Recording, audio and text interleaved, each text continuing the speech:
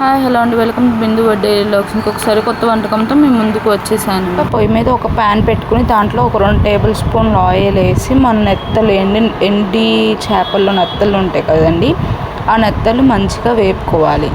వేపుకున్న తర్వాత దాంట్లోనే మనం ఆనియన్స్ కూడా వేసేసుకొని మంచిగా కలుపుకుందాము.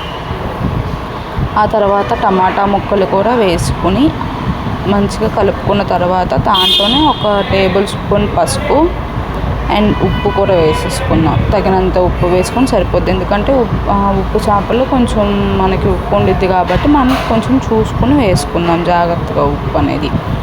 ఆ తర్వాత మంచిగా నీట్గా కలిపేసుకున్న తర్వాత దాంట్లోనే మనం ఒక 2-3 టేబుల్ స్పూన్లు కారం అనేది పడుతుందండి. ఒక 2-3 టేబుల్ స్పూన్లు కారం అనేది వేసేసుకుందాం.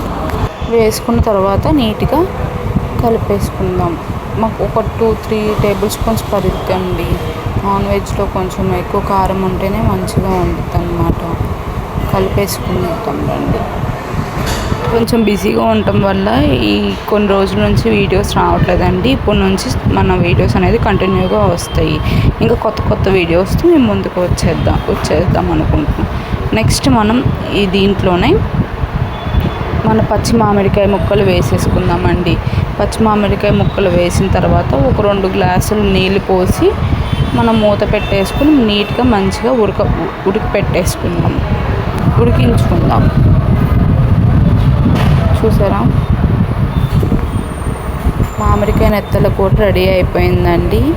Please like, share and subscribe.